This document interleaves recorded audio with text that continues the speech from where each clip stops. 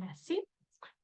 Muy buenas tardes. Muchas gracias a todos los que están conectados. Mi nombre es Daniela Su, economista de la salud, docente de la Universidad Diego Portales en el Magíster de Políticas Públicas y también el de Instituciones de Gestión de Salud.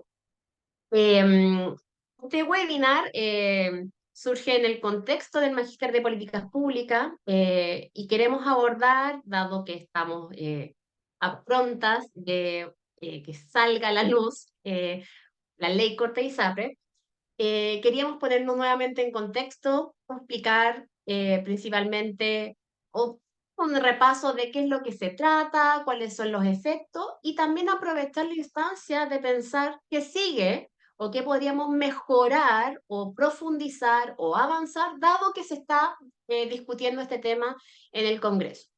El día de hoy tenemos el gusto de contar con Carolina Velasco, quien es economista de la Pontificia Universidad Católica de Chile, tiene un magíster en políticas sociales en la London School of Economics and Political Science, y se ha dedicado, estaba viendo el currículum porque no me acordaba, desde el año 2014 a temas de salud y principalmente, por lo que veo también ella es muy seca, en todo lo que tiene que ver con compensación de riesgo y seguros en general. Y se dedicó también a trabajar en diversas políticas, ¿no es cierto? Ella es investigadora y actualmente ella es directora de estudios en el Instituto de Políticas Públicas en Salud de la Universidad de San Sebastián. Así que muy agradecido de contar con tu presencia y con tu experiencia también en esta instancia. Y yo, como les mencionaba, yo me autopresento porque acá soy parte de la casa, así que, como decíamos, estamos en el contexto del Magíster de Políticas Públicas y el título de nuestro seminario del día de hoy son los efectos de la ley corta y las oportunidades que ven. Entonces, sin mucho más preámbulo, le doy el paso a Carolina, porque vamos a hacer dos presentaciones. Primero Carolina una parte sobre un tema en particular, y el segundo, y por supuesto está abierto el chat para todas las preguntas que quieran hacer, para hacerlas posteriormente a las mismas presentaciones y por supuesto abrir el diálogo. Ahora sí, Carolina. Muchas gracias. Muchas gracias, Daniela, gracias por la invitación. Aprovecho de saludarlos a todos los que ya están conectados. Bueno, como les comentaba Daniela, el objetivo es presentarles hoy día, contarles un poco de qué se trata la ley de ISAPRE, cómo surge, qué ha pasado, la ley corta de ISAPRE, y luego un poco enfocarnos en qué podríamos hacer para seguir, digamos, funcionando en este contexto de crisis y si la superamos post-crisis. Y como comentaba Daniela, esta ley, ahí les voy a ir contando, se divide en dos partes, ¿cierto? Porque es una ley que busca implementar un fallo de la Corte Suprema, que también se los voy a comentar durante la presentación, voy mientras compartiendo pantalla. Y la segunda parte que trae esta ley tiene que ver con unos cambios que se hacen para FONASA. También a raíz de esta crisis, FONASA ha recibido más personas, más beneficiarios que justamente se han cambiado desde ISAPRE, y por lo tanto también esta ley contiene ciertos cambios para poder recibir desde FONASA a estas personas. No sé si ya pueden ver la presentación. Sí, ¿Se ve se bien? puede ver súper bien, sí. Perfecto. Bueno, mi parte de la presentación entonces yo les voy a contar sobre de qué se trata la ley corta de ISAPRES, pero en la parte de implementación del fallo. Como les comentaba, la ley corta tiene una parte que es como implementar el famoso fallo, el fallo de la Corte Suprema, que ya les voy a contar, y la segunda parte tiene que ver con crear un seguro privado complementario para beneficiarios de FONASA, que es lo que va a comentarles Daniel.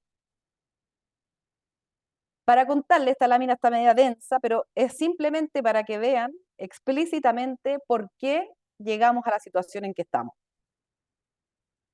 No sé si recuerdan, quizás son muy jóvenes, pero tuvimos una reforma durante el año 2000, entre el 2000 y el 2005, que creaba, ¿cierto?, estas garantías explícitas en salud, que significaban que desde ahora en adelante todas las personas en Chile iban a tener asegurado, ¿cierto?, la atención de determinado grupo de enfermedades con un precio que iba a ser suficiente para que todos pudieran pagarlo o gratuito. Esas son las famosas garantías explícitas en salud, rigió tanto para FONASA como para ISAPRE, por lo tanto todo chileno, ¿cierto?, que está afiliado a ISAPRE o FONASA, que son prácticamente el 96-97% de la población, digamos, los ciudadanos en Chile, están afiliados a ellos, tenían derecho a recibir estas garantías. Después de unos años, esto terminó se terminó de implementar esta ley el año 2006, más o menos 2005-2006, ¿sí? Eh, ya posterior a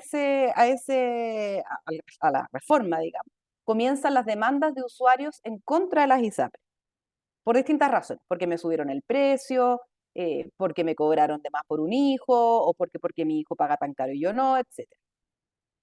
Voy a explicarles ya cómo se calculan los precios en ISAPRE para que entendamos un poco esto.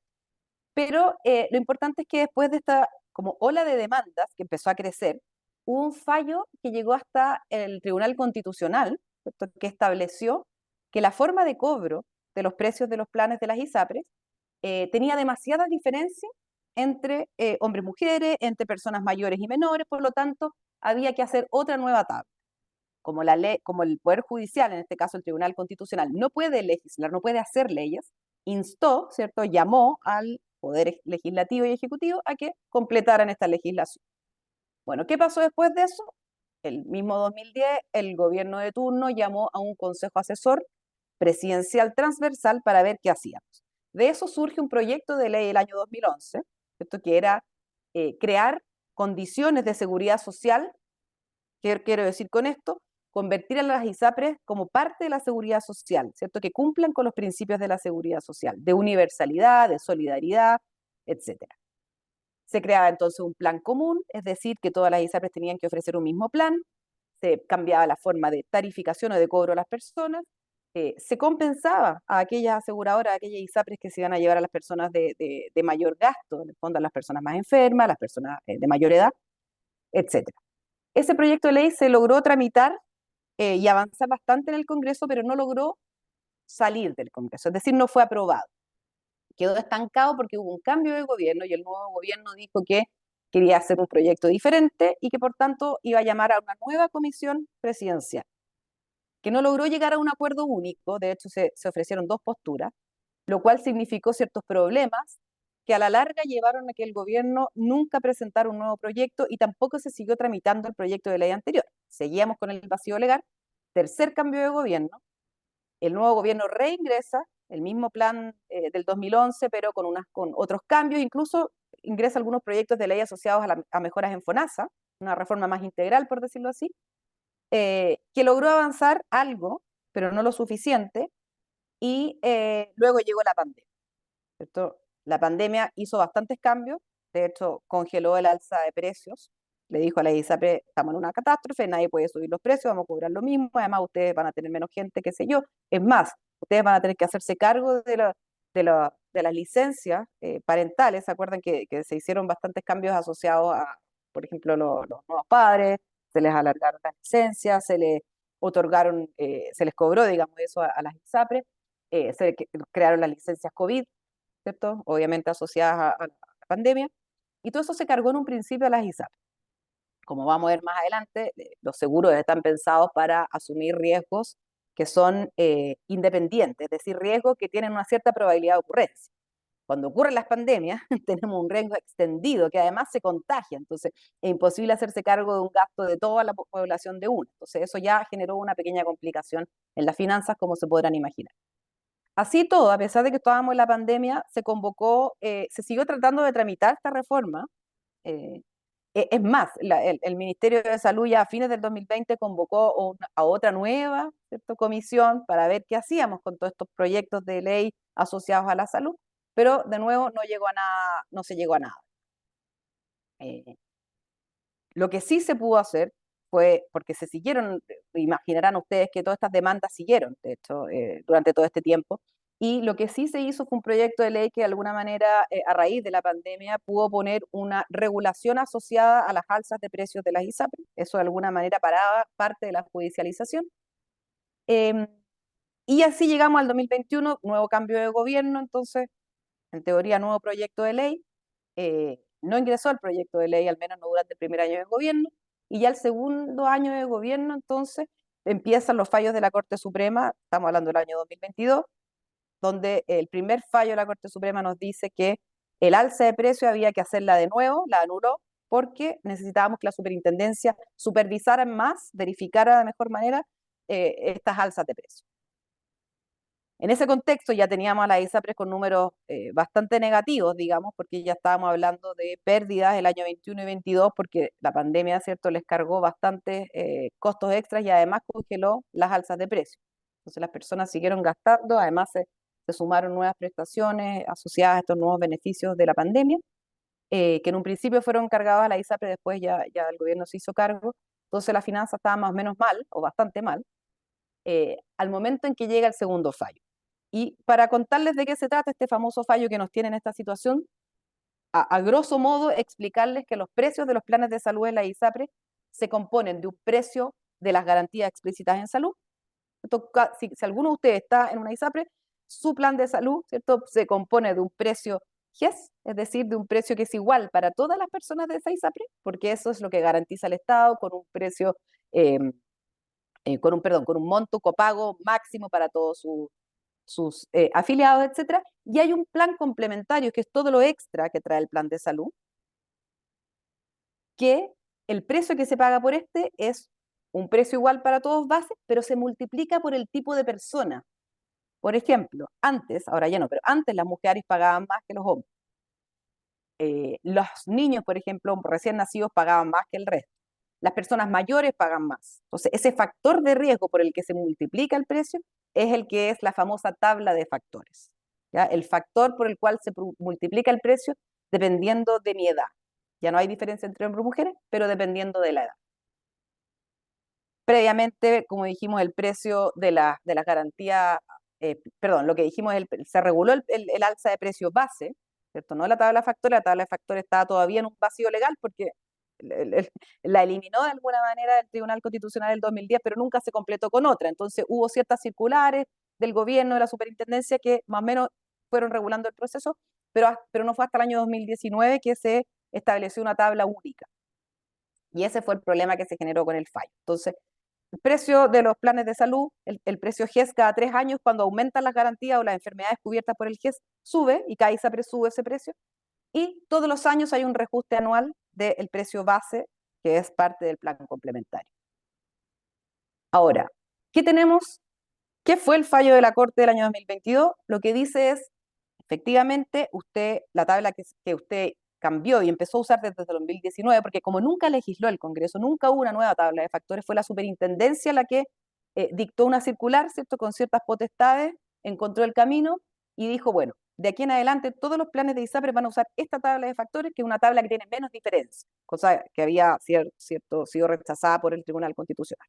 Y estas diferencias, entonces, fueron aceptables, entre comillas. De hecho, este fallo las ratifica, salvo para los niños menores de 2 años, que dice que deberían pagar cero, o sea, debería salirles gratis, digamos, el plan, asumiendo que eso se pagaba por las garantías explícitas en salud, por el precio GES, la otra parte del precio de los planes, y, pero lo que establece el fallo es que la superintendencia dijo que era de todos los planes del 2019 en adelante, o del 2020 en realidad empezó a regir esto en estricto rigor.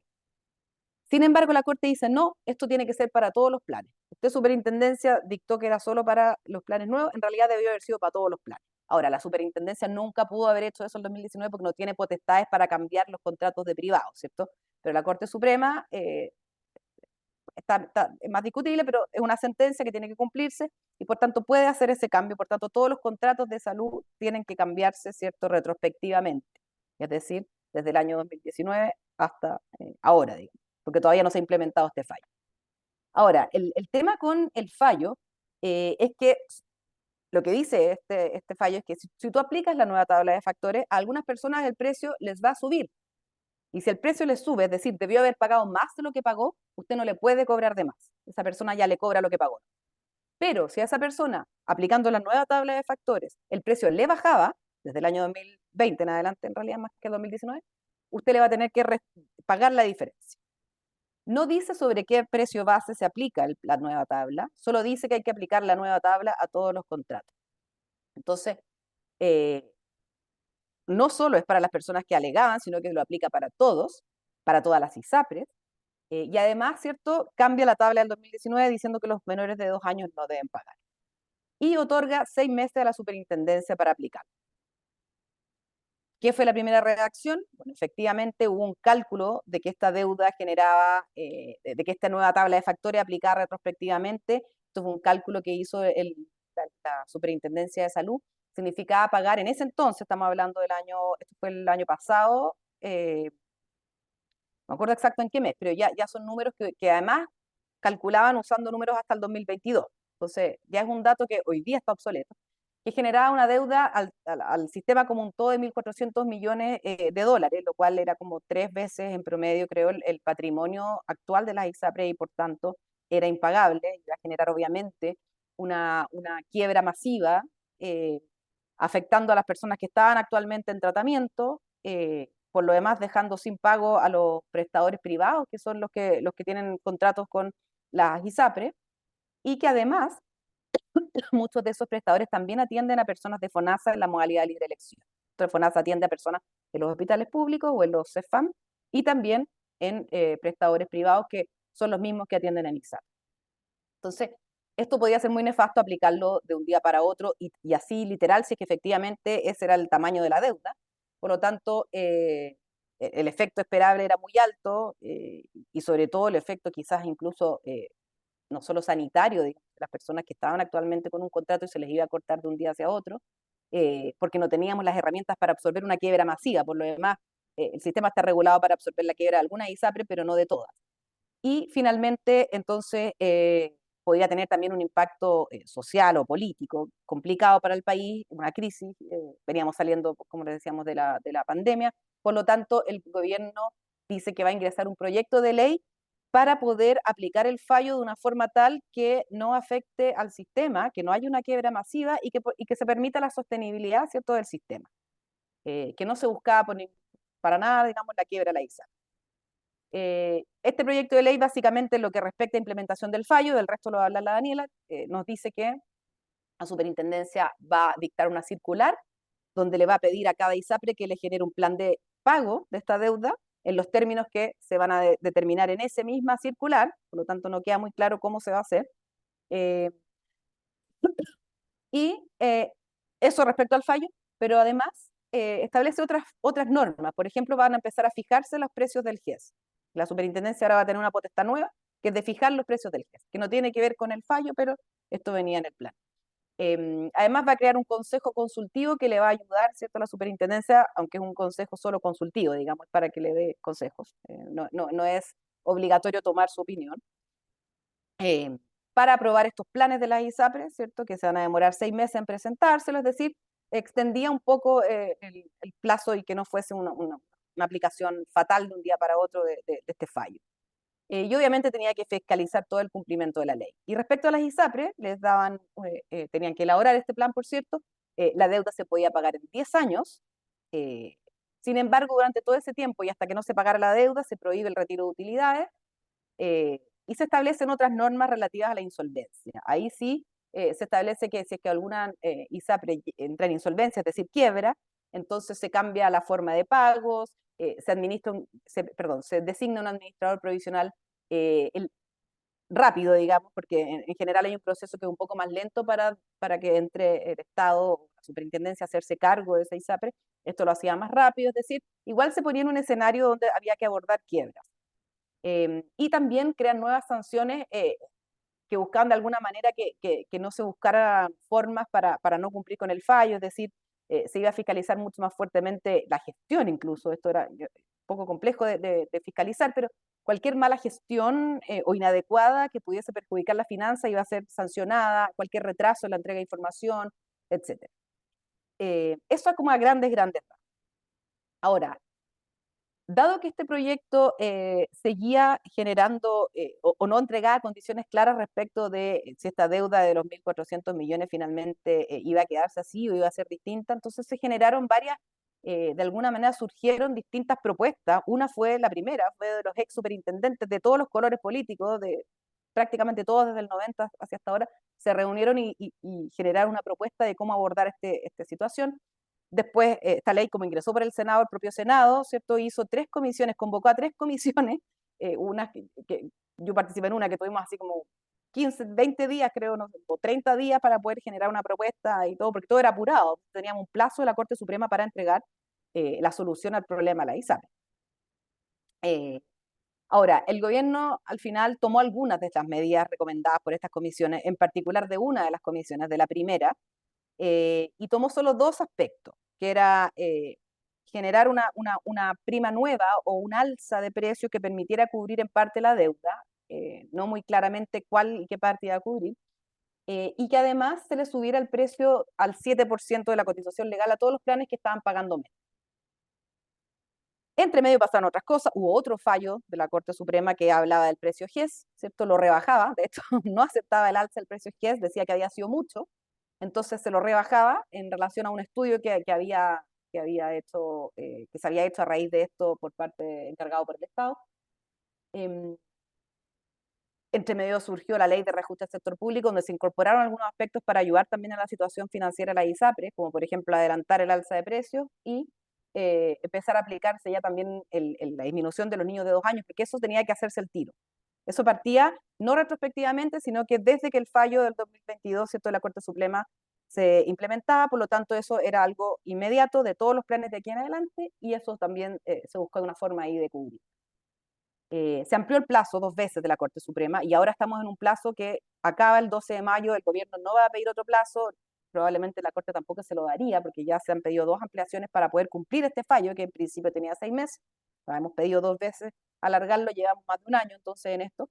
Y la situación actual, entonces, que este proyecto ha sufrido diversos cambios. Yo les comenté de 2 que el gobierno de alguna manera aceptó de estas comisiones de expertos, pero varios otros fueron discutidos en el camino, incorporados por los propios senadores. No sé si ustedes escucharon hablar de la famosa mutualización, que después se rechazó también por el Poder Judicial, pero en el fondo se buscaron formas de poder aclarar cuánto iba a ser la deuda y también de rebajarla para que el sistema no cayera completo, previendo que eso iba a afectar mucho a las personas y además tampoco es lo que las personas querían. Personas quieren, lo vamos a ver más adelante, participar en un sistema regulado, adecuado, con precios justos, etc. Y el problema más relevante, y lo voy a dejar hasta acá, Dani, si quieres después hablamos de las cosas más futuras porque me estoy alargando mucho, es que no se hace cargo de los problemas de fondos que han sido cuestionados por los fallos en el tiempo.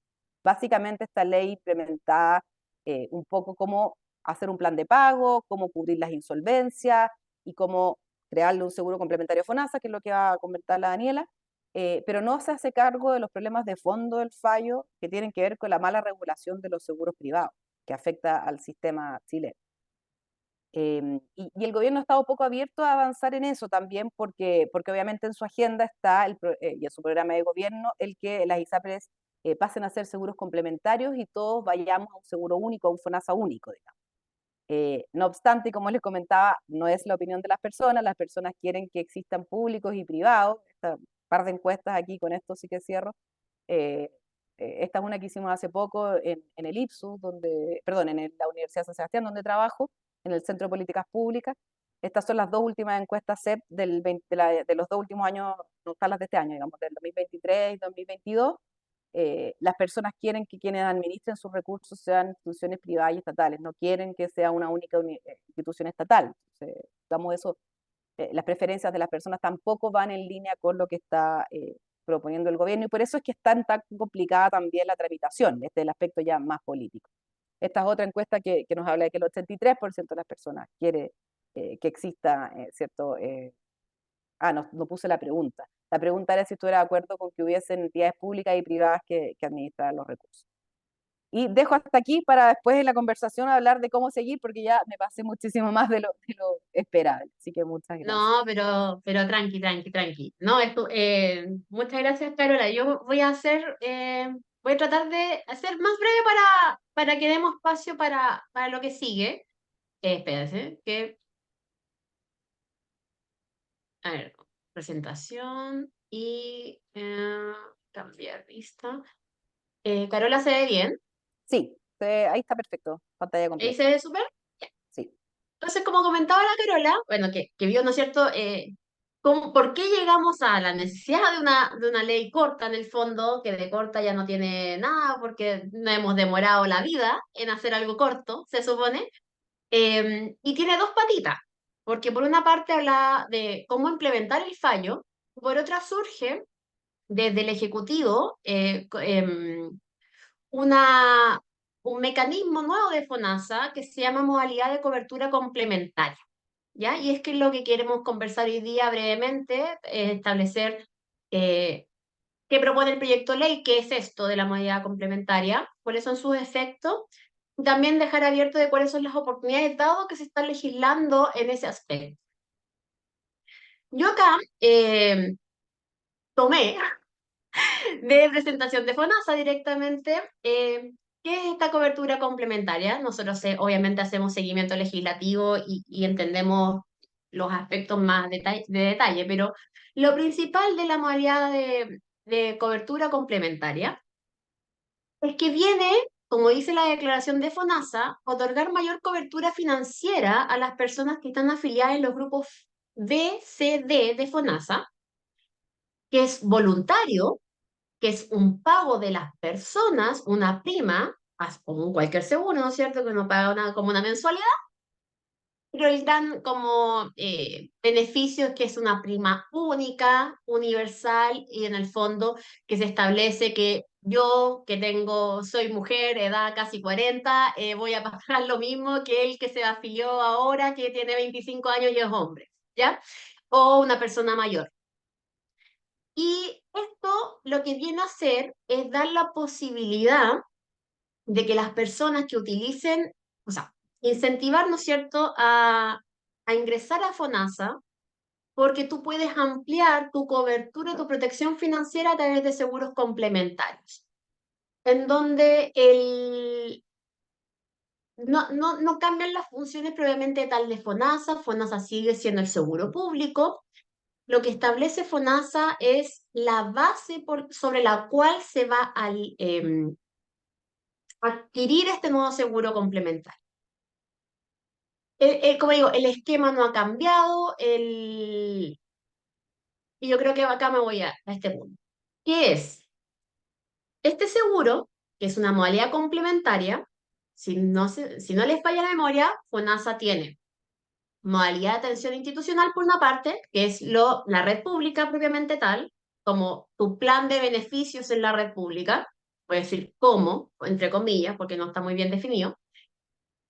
Tenemos la modalidad de libre elección, que es el piso de los planes de las ISAPRE, hay que recordarse de eso, y ahora surge adicionalmente esta modalidad de cobertura complementaria, que puede ser distinta a la modalidad libre de elección, porque puedes sumar más prestaciones, puedes tener un arancel o precios distintos, porque tú vas a generar un convenio con prestadores públicos y privados para desarrollar esta red de atención, en donde los seguros complementarios, un seguro adicional, es protección financiera sobre eh, la utilización de esta MCC. Este seguro adicional es licitado, en donde FONASA es el que genera la licitación y se adjudica a una empresa privada, ¿ya? Lo que sí llama la atención en este proyecto de ley, aparte de en sí mismo el diseño, es que pasan todas estas normativas por múltiples autorizaciones de la Dirección de Presupuesto, que en el fondo, dado que son seguros adicionales y dado que un seguro complementario no debiese tener impacto fiscal, el seguro complementario, no vendría al caso con estas firmas de la Dirección de Presupuesto. Lo importante a señalar y que se mantuvo, porque en un momento se quería cambiar, era que la Comisión del Mercado Financiero siga regulando a estas entidades aseguradoras, porque en un momento del tiempo de la discusión se quería que FONASA regulara los seguros complementarios, lo cual institucionalmente es incorrecto porque el que tiene la potestad para hacerlo y el que tiene el know-how, por decirlo de una manera, y el que tiene toda la normativa para hacerlo, es la Comisión del Mercado Financiero. Un aspecto súper central a destacar que es esta modalidad de cobertura complementaria. Súper simple, te genera protección financiera porque es un seguro incluye en estas modificaciones del último tiempo, que se incluye en esta como paquete de beneficios de este seguro, el seguro catastrófico. No obstante lo anterior, los seguros tienen que tener un límite, ¿ya? Para que puedan definir correctamente su equilibrio financiero, por lo tanto se le establece que en las bases de licitación va a estar este stop loss, que es como el máximo pago anual que se puede generar por asegurado, y queda todo regulado en esta licitación. Importante señalar que en los transitorios del proyecto, FONASA tiene 3 meses para generar esta nueva modalidad de cobertura complementaria, que, como les repito, es un símil a lo que es la modalidad de elección, que ustedes deben saber que se regula por resolución de FONASA, firmada por DIPRES, Contraloría, whatever, pero no tiene ninguna evaluación financiera ni evaluación de tecnología sanitaria, no tiene procesos claros, ni tiempo, ni nada por el estilo. La MSC, tal como está, tampoco tiene nada de eso regulado, ¿ya? Porque dice la ley que todo lo que no está explícito en está articulado funciona como se regula la modalidad de libre elección, lo cual deja bastante que decir en términos de regulación de cómo se conforma un conjunto de beneficios en salud. Acá es importante señalar de cuáles son los efectos. En la misma presentación que yo recuperé de FONASA, se habla de este estado del arte de cómo es nuestro sistema de salud, ¿ya? Principalmente que tenemos un sistema de salud segmentado, que significa que tenemos múltiples seguro público y privado, que no existe mancomunación, fragmentado en la prestación, o sea, público y privado, y que el sector público está subfinanciado, ¿ya? Lo cual yo le doy check porque efectivamente todo eso es correcto. A su vez, el sistema de salud es dual y estratifica a la población y reproduce desigualdades, porque efectivamente los con mayores recursos acceden a mayores prestaciones, a seguros ya uno accede a seguros complementarios o accedo a otros prestadores, e incluso en el mismo FONASA, si yo tengo más recursos, voy a acceder a la mayoría libre elección y no me voy a quedar esperando en la red pública, ¿no es cierto?, que algún día me atienda. Y existe una desprotección financiera principalmente en el lado público, no solamente por las coberturas financieras, sino porque también el plan de beneficios es bastante limitado, ¿ya? Y mismo se reconoce que existe una ausencia de lógica sanitaria. Entonces ahí uno se pregunta, ¿cómo viene a aportar o no aportar esta modalidad de cobertura complementaria? A mi juicio, como digo, profundiza la segmentación, porque en el fondo ahora sumo un nuevo asegurador o nuevos aseguradores privados que no mancomuno, porque en el fondo esto no es parte de mi 7%, son primas adicionales que no se quedan para la mancomunación, ¿ya? Y mantiene su financiamiento público, porque no estoy haciendo nada para mejorarlo. O sea, la medida de cobertura complementaria no viene a subsanar ese punto. Nuevamente profundiza la estratificación al interior de FONASA, porque ahora voy a tener personas tipo A y tipo B, o sea, los que podemos acceder a un seguro complementario, vamos a acceder a una modalidad complementaria que puede ser superior a la modalidad libre elección, y por lo tanto genero una estratificación al interior de FONASA aún mayor de la que ya tengo. Por último, efectivamente genera una protección financiera para los que pueden pagar un seguro adicional. No es que esto no es gratis. Esto lo pagan las personas, no lo paga el Estado, no hay impuestos, no hay aporte fiscal, no hay nada. Esto funciona arreglo entre privados. Entonces, ¿me protejo financieramente? Claro, en la función de lo que lo pueda pagar. Pero nuevamente mantiene una ausencia de lógica sanitaria, porque replica esta modalidad de cobertura complementaria la misma lógica, voy a poner bien entre comillas lógica la palabra, de la modalidad libre elección. Entonces, ¿cuáles son otros efectos? Acá yo quise hacer un paralelo entre ventaja y desventaja. Lo principal en ventaja, obviamente, para los que pueden pagar, va a reducir su gasto de bolsillo, ¿ya? Porque se va a proteger. Cuando tenemos seguros privados complementarios que no tienen esta lógica sanitaria de bien público ni nada por el estilo, te permite acceder las personas, que no es malo, a mayores tecnologías sanitarias con mayor protección financiera. Te permiten un mayor dinamismo en la inclusión de nuevas prestaciones de salud. También, o sea, tienen ese dinamismo y esa capacidad, como depende de tu capacidad de pago, en la medida que tengamos más capacidad de pago, el sistema obviamente tiene los incentivos para generar mayor innovación en el sistema y entregar más. Favorece, o sea, dado como está diseñado, favorecerá la articulación de convenios entre públicos y privados, así debiese funcionar. Y una cosa importante que podría mejorar la competencia dentro de este mercado de seguros complementarios que es pocaso analizado y estudiado en Chile. Son mercados poco regulados a propiamente tal. O sea, más allá de lo que hace la Comisión del Mercado Financiera, uno no tiene mucha información pública directa de cómo funciona un seguro o cómo los comparamos.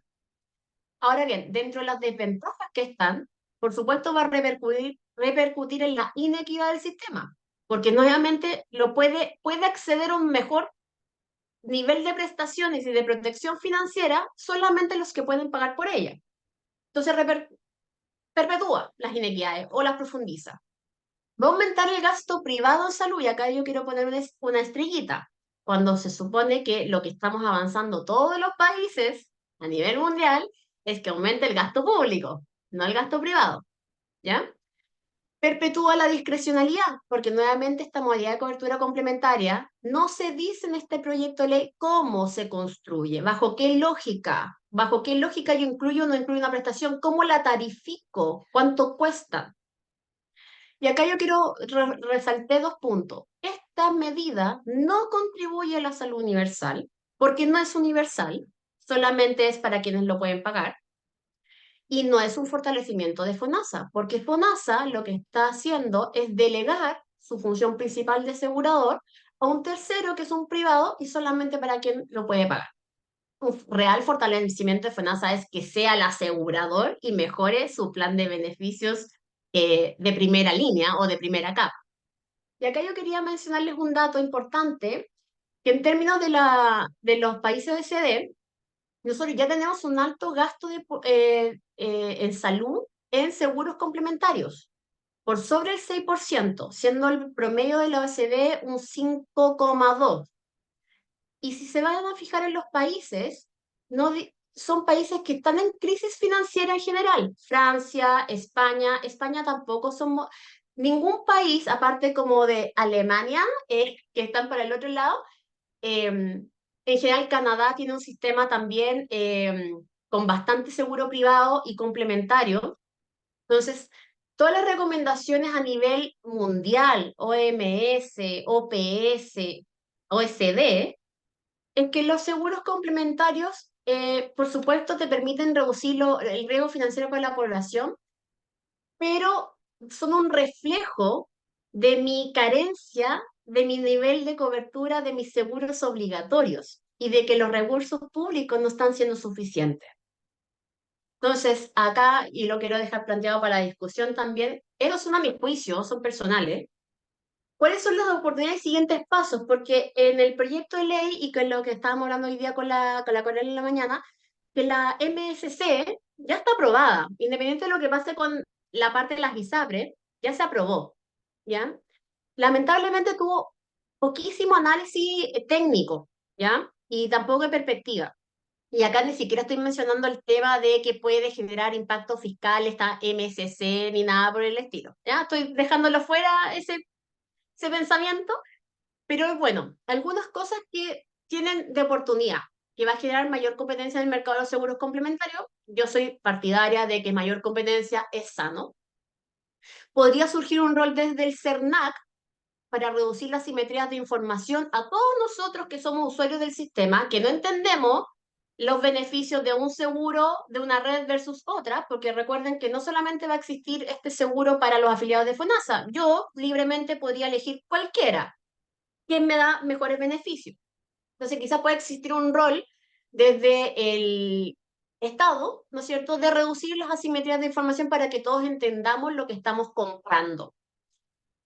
Yo creo que hay una oportunidad para regular como corresponde, como debiese ser, la modalidad de libre elección y esta de MSC en el subproceso de toma de definiciones. No hay que olvidar, y yo vuelvo a insistir, que la MLE es el piso de la ISAPRE y nunca jamás se le ha consultado cómo le impacta financieramente la ISAPRE cuando yo modifico la MLE.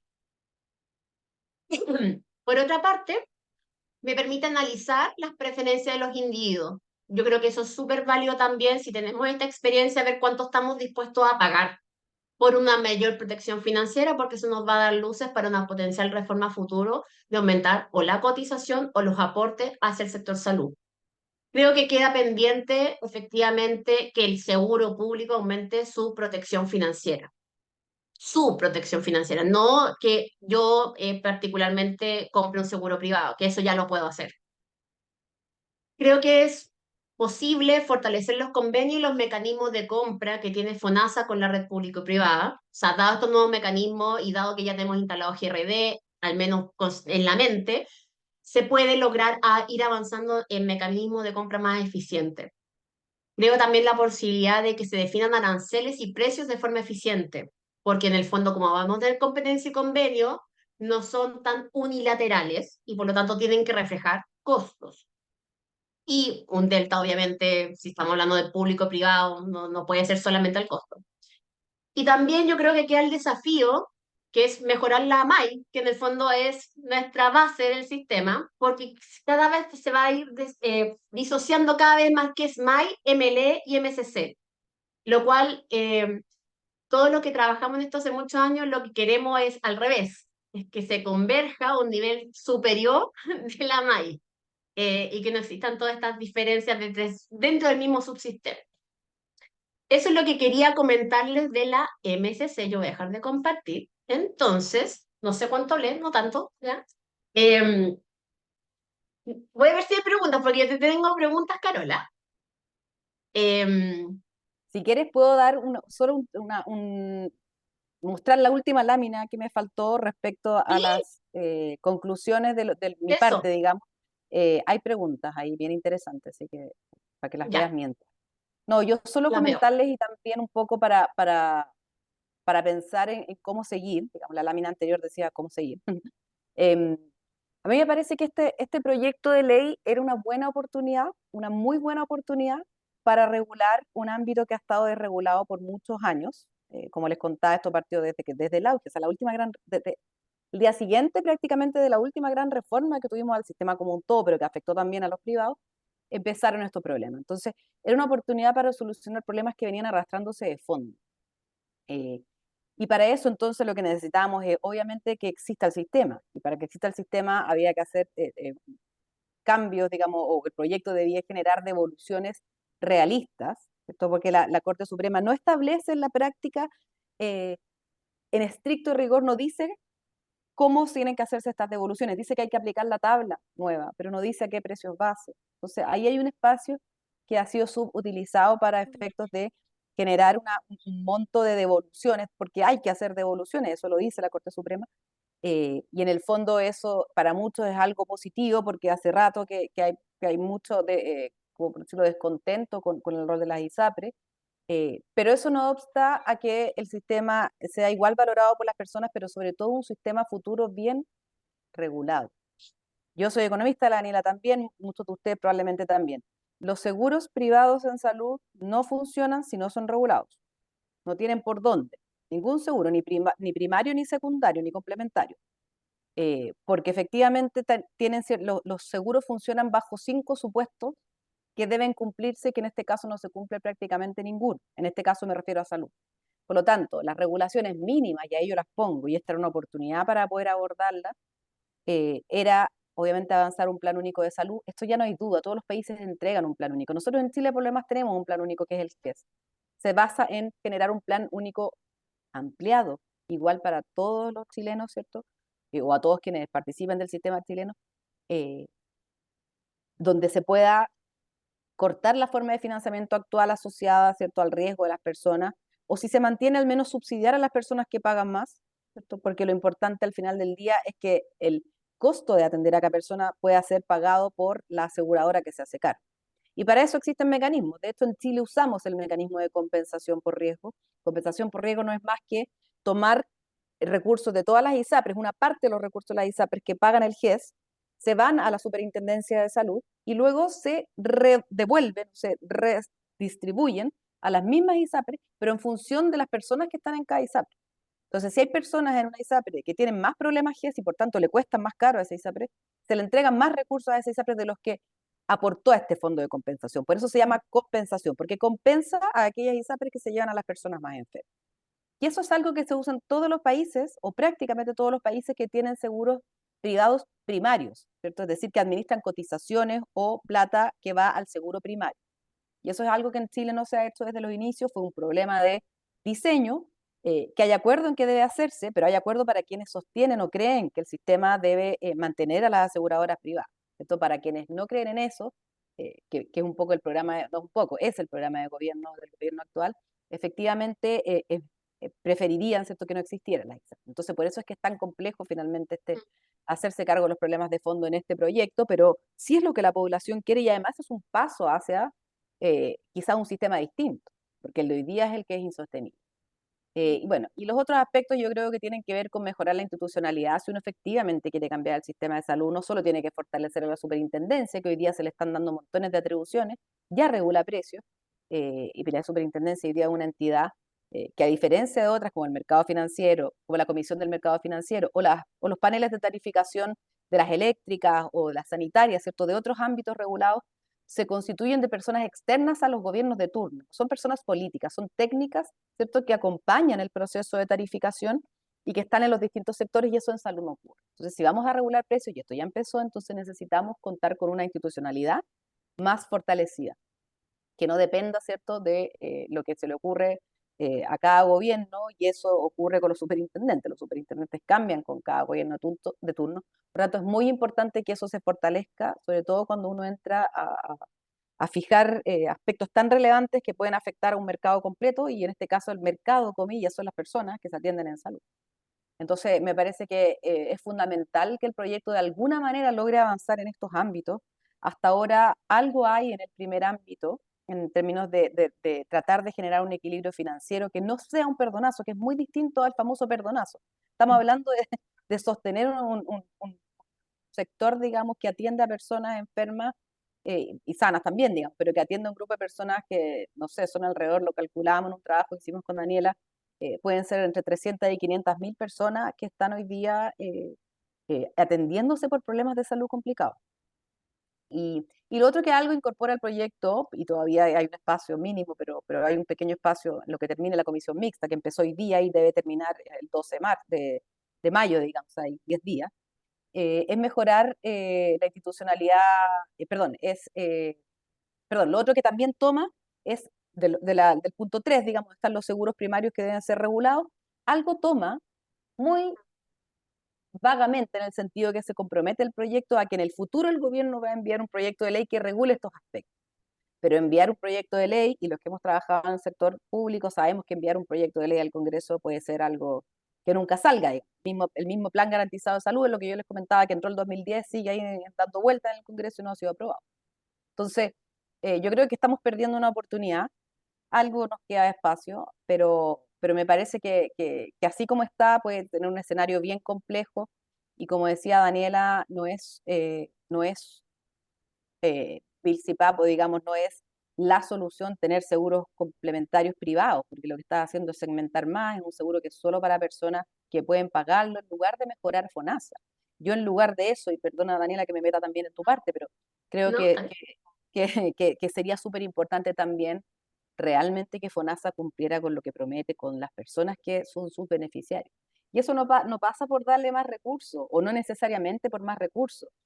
La evidencia y los trabajos que hay respecto a la actuación o al desempeño de FONASA nos dicen que en realidad tiene que ver con la forma en que FONASA funciona y sobre todo los hospitales con que se relaciona. FONASA no administra todos los recursos hoy día y por tanto y ni siquiera tiene por ley que Mm. responderle a las personas por su tratamiento, solo en lo que es GES, pero en lo que no es GES no tiene por qué responder y tampoco tiene ninguna consecuencia por no hacerlo. Entonces, si vamos a agrandar FONASA, si vamos a meterle seguros complementarios, yo creo que antes que eso sería muy importante poder avanzar en que se cumpla con lo mínimo que ya se compromete.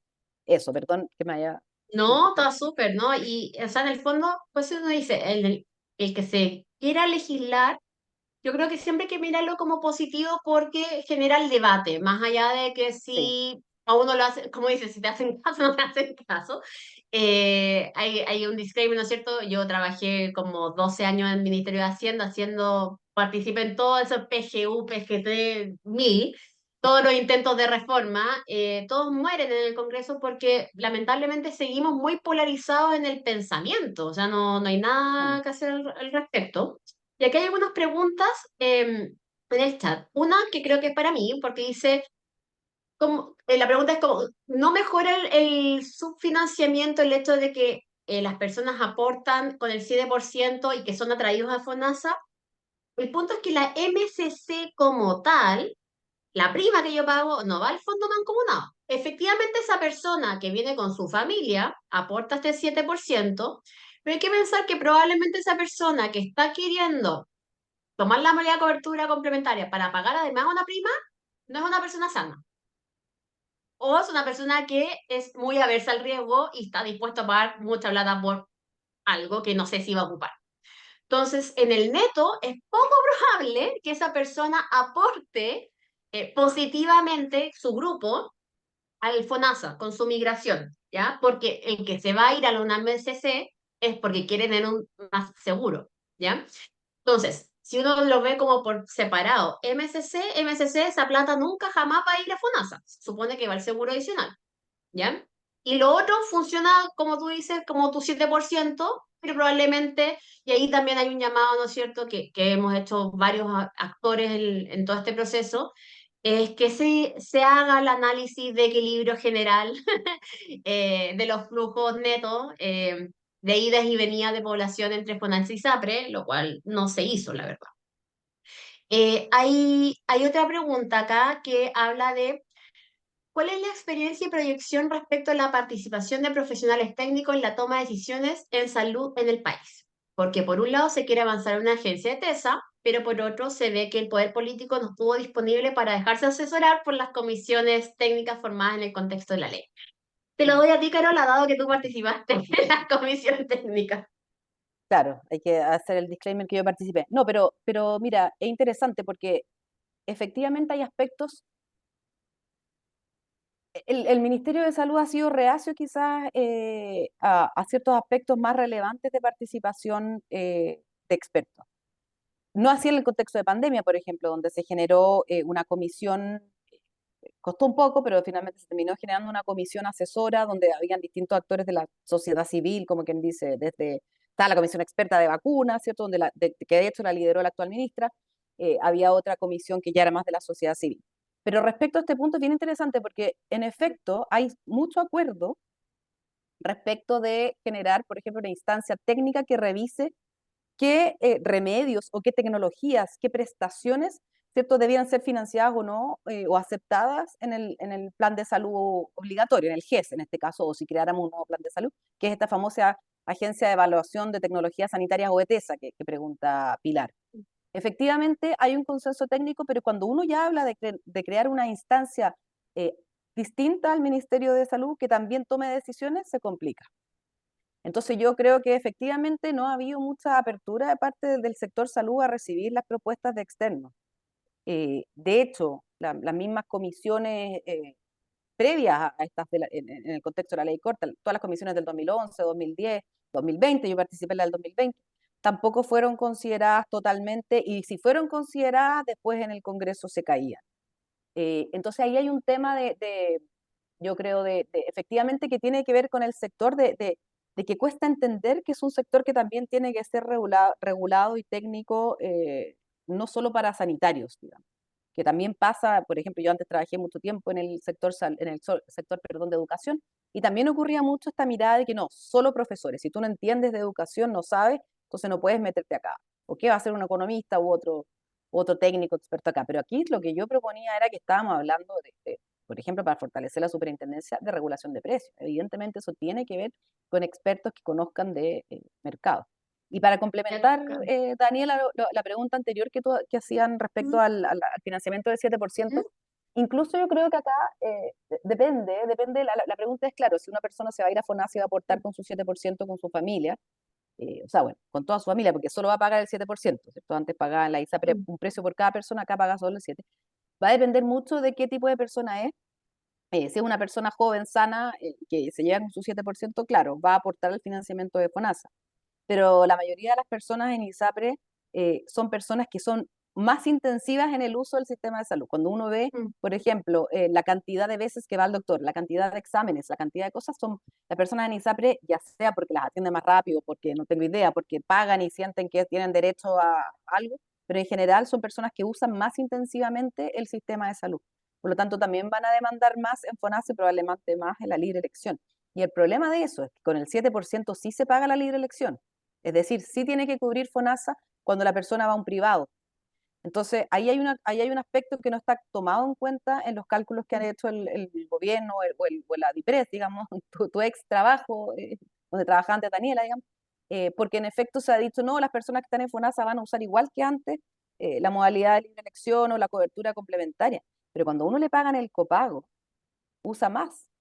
Entonces, si yo estoy pagando un precio menor, aquí los que sean ingenieros comerciales y los que no también lo entienden, digamos. O sea, en el fondo, cuando a mí me bajan el precio, compro más, compro, comillas, uso más el sistema. O si me permiten ir directo ahora, estoy esperando hace harto rato a ir al especialista, pero era muy caro y resulta que ahora el precio es más barato, entonces voy a querer demandar más, o eso es lo que se espera. Todo este cambio apunta a que aumenta la demanda, tanto porque las personas dicen, usan más el sistema, como porque ahora va a ser más barato. Entonces, no veo por qué o cómo podría ser solo algo netamente positivo en cuanto a recursos. Yo creo que al revés, le va a generar, y por los números que hemos visto, le va a generar un costo mayor a FONASA. No hay muchos números y eso ha sido parte del problema del debate. El gobierno no ha transparentado o no ha podido calcular suficientes números para atender a los efectos de estos cambios, pero lo que uno puede calcular, y nosotros hicimos un ejercicio simple de decir, mira, solo a las personas que están en tratamiento actual, el hecho de mantenerle sus tratamientos va a significar para FONASA un déficit, aunque se vaya con Claro, su 7%, porque esa persona me cuesta más de lo que aporta. de Y lo eso que habría que aporta. hacerlo para el total del sistema, ¿no? O sea, como ahí la invitación es, aunque se quede poco tiempo, no está de más que se haga el ejercicio de equilibrio general, que ha sido una carencia en Mm, este proceso. Como lo comentaba, yo tengo mi pasado, y yo era la que hacía esa parte de los equilibrios generales de DIPRES. De poder se puede hacer, querer es poder.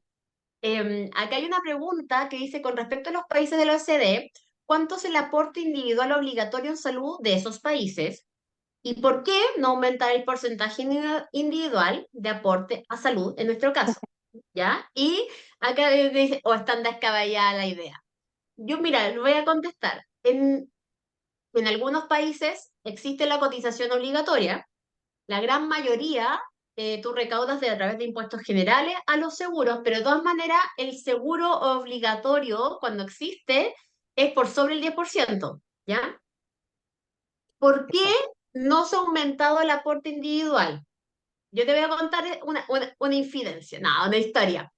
Cuando surgió, no me acuerdo en qué gobierno, creo que fue el del Piñera 2 de haber sido, no, Piñera 1. Eh, hemos estado con el proceso de la reforma previsional por séculos, millones de años y que implicaba un aumento de cotización. Cuando surgieron medidas que implicaban al sector salud, en ese momento el equipo de Hacienda en el cual yo estaba, dijimos, tal cual tu idea, ¿por qué no aumentamos la cotización para poder financiar todas estas cosas? Porque 7% no me alcanza. ¿Por qué no me alcanza? Porque el SIL se me está escapando, porque las prestaciones siguen aumentando y no me cuadra la plata y cada vez el aporte fiscal sigue siendo mayor y que está bien, pero en el fondo no estamos quedando cortos. Y la respuesta política es que no podíamos subir una cotización de seguridad social, dado que estaba en una reforma previsional que aumentaba la cotización. Así es. No es una respuesta tan limpia, pero la vida real es que tú no puedes aumentar costos sociales por todas partes, porque también lo van a rechazar también. Y hasta que no salga la reforma previsional, que aumentan las cotizaciones, yo dudo que se quiera aumentar el 7% de salud. Dudo. No sé, Y ahí te lo dejo también planteado a Carola.